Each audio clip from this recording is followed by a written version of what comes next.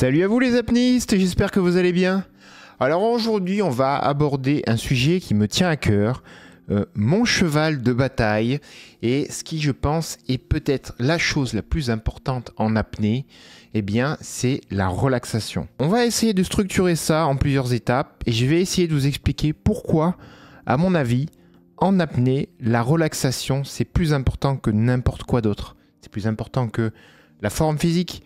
C'est plus important que la technique, c'est la chose qu'il faut mettre en avant.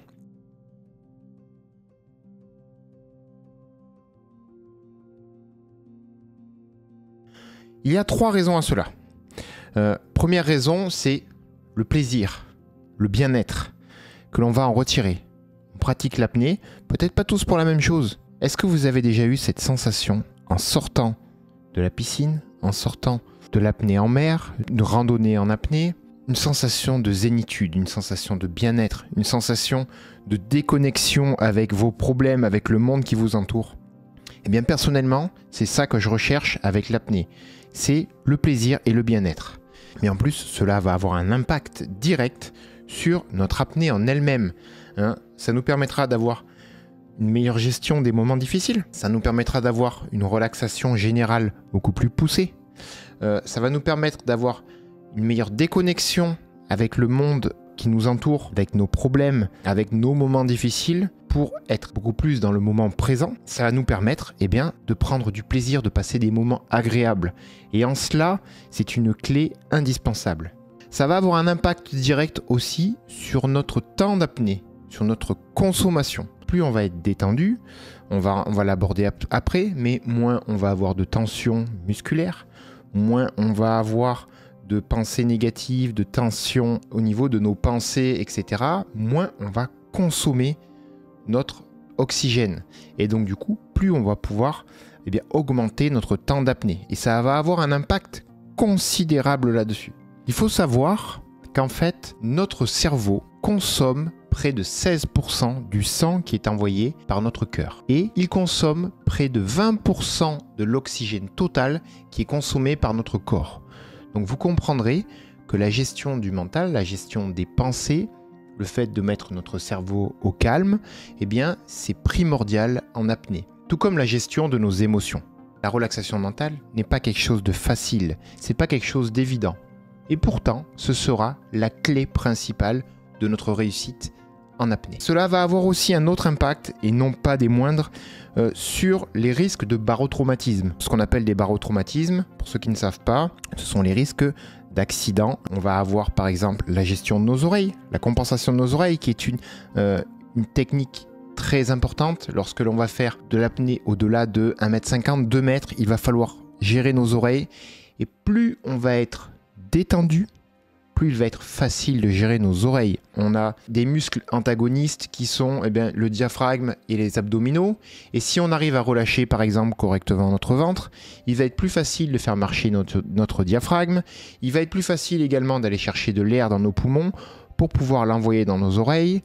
Il va être plus facile de garder les trompes d'Eustache ouvertes pour pouvoir envoyer de l'air vers les oreilles, etc., etc. Donc, la relaxation influe sur la compensation à un niveau que vous n'imaginez même pas. Ensuite, il y a d'autres risques que l'on va pouvoir prévenir lorsque l'on fait par exemple de l'apnée de profondeur. Ce sont ce qu'on appelle des lung squeeze, un squeeze des poumons, des alvéoles pulmonaires qui vont avoir une rupture et qui vont permettre au liquide, notamment la lymphe, le sang, de pénétrer dans les poumons. Plus on va être relâché, moins on a de risques de faire ces lung squeeze. Donc cela va également influer sur notre santé générale au moment de l'apnée. Je dirais qu'il y a 2 types de relaxation. Je vais essayer de séparer ça en 2 types. Même si l'un influe sur l'autre, on a la relaxation mentale, la relaxation de nos pensées, et on aura la relaxation musculaire. Évidemment, lorsque votre relaxation mentale n'est pas bonne, cela va influer sur votre relaxation musculaire. Si vous êtes stressé, tendu, que vous avez peur, vous allez tendre des muscles. Lorsque vous avez des muscles trop tendus et que vous avez une gêne au niveau thoracique parce que vous avez des tensions musculaires, cela va générer peut-être des mauvaises pensées. Et donc, les tensions musculaires vont influer sur votre relaxation mentale également. Il y a des pistes de travail. Je ne maîtrise pas tout ça, évidemment. C'est une recherche sans fin.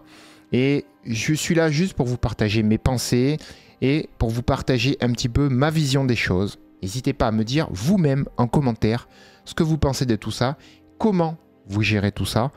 Même si vous avez des pistes de travail différentes, n'hésitez pas à en parler en commentaire, ce sera utile pour tout le monde. Sous l'eau, il faut penser qu'il n'y a que vous, vos pensées, votre tentative de vous déconnecter du monde extérieur, votre tentative de vous connecter à l'univers aqueux dans lequel vous êtes, l'univers marin, l'univers de la piscine, l'acceptation de ce qui vous arrive, de vos réflexes naturels que votre corps va vous envoyer.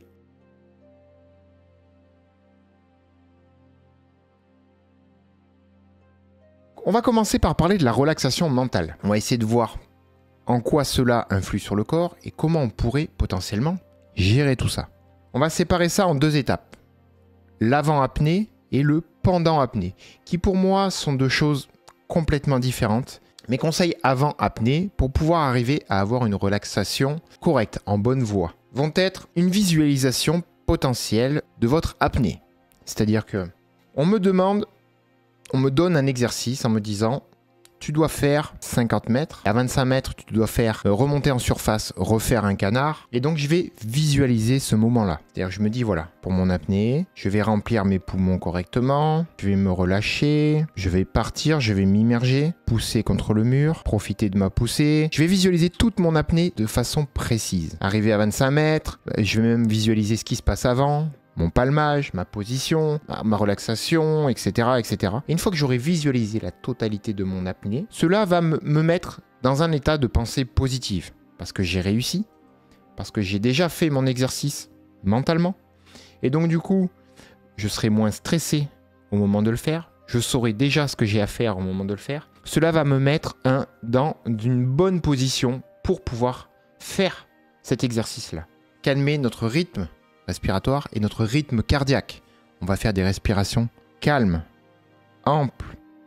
On ne va pas forcer nos respirations. Surtout pas d'hyperventilation, c'est très mauvais pour l'apnée. On va vous dire que c'est bien de faire de l'hyperventilation parce que ça fait baisser le taux de CO2. Ça fait baisser le taux de CO2, oui. Sauf que faire baisser votre taux de CO2 ne va pas empêcher votre syncope, ne va pas retarder votre syncope. Surtout, par contre, cela risque de retarder tous les symptômes que vous avez en apnée auxquels vous êtes habitué. Et donc, vous n'aurez plus ces alertes habituelles que vous avez qui, elles, vous aident à savoir où vous en êtes. Donc, une respiration calme, une respiration posée va vous permettre de ralentir un petit peu votre rythme cardiaque et de vous apporter du calme.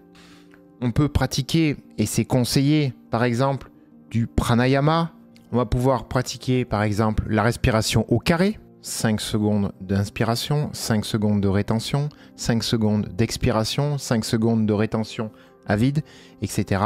Ceci va permettre une meilleure oxygénation générale du corps et va permettre également de vous calmer et de vous concentrer. Tous les exercices que vous pouvez faire de respiration, comme par exemple le Nadi Shodhana que je vous ai présenté, qui est une respiration alternée dans la vidéo où on fait de l'apnée statique, eh bien cela va vous permettre non seulement de concentrer vos énergies, mais de vous concentrer sur votre intérieur, d'être à l'écoute de ce qui se passe au niveau de votre respiration et de ne plus être à l'écoute de ce qui se passe autour de vous afin de préparer votre apnée. On va passer à l'apnée en elle-même lorsque vous êtes sous l'eau. Mes conseils sont: essayez d'oublier votre objectif, si objectif il y a. Vous devez descendre à 20-25 mètres de fond. Vous devez faire 50 mètres en piscine. 2 minutes de statique. Évidemment, il faut rester lucide. Le but, c'est de ne pas faire de l'apnée en visant un objectif. Mais c'est plutôt de chercher à être dans le moment présent plutôt que de viser un point d'arrivée. Cela va vous permettre non seulement de ne pas vous stresser parce que vous devez absolument réussir, mais cela va vous permettre aussi d'être beaucoup plus détendu, de ne pas générer des émotions négatives. Je vous le rappelle, il y a déjà une vidéo qui est là pour vous parler de la gestion des émotions.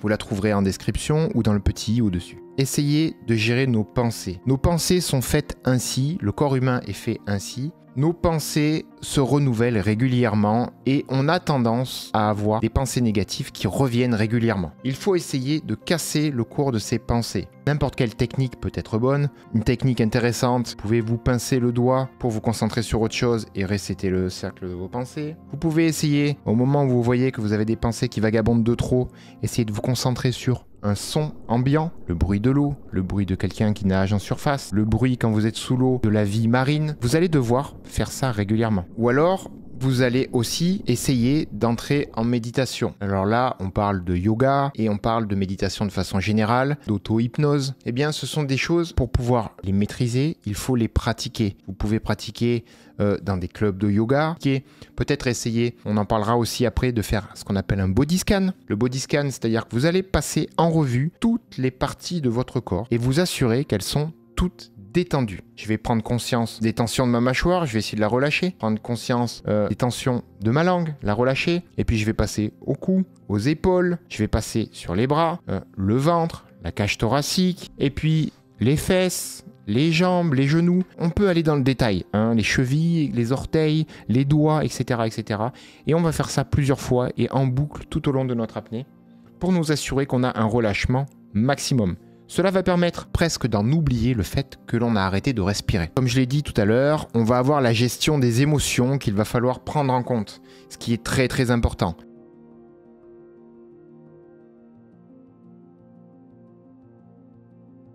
Maintenant qu'on a vu la relaxation mentale, on va parler de la relaxation physique.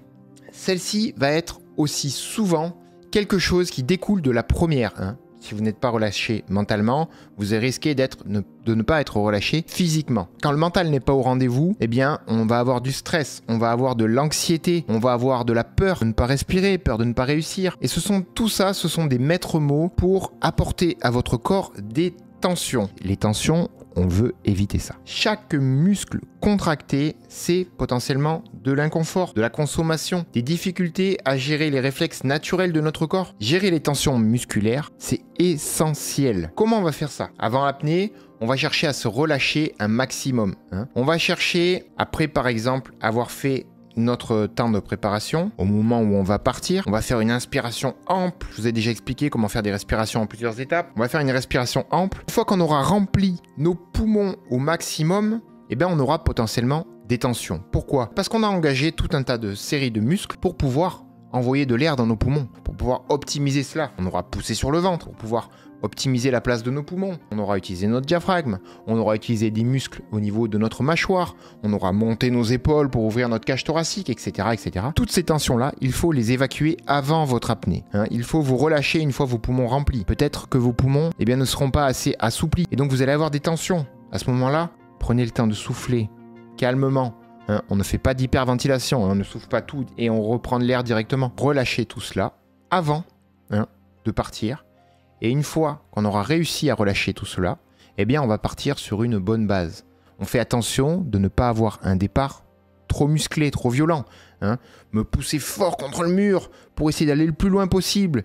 Eh bien ça, c'est une consommation inutile.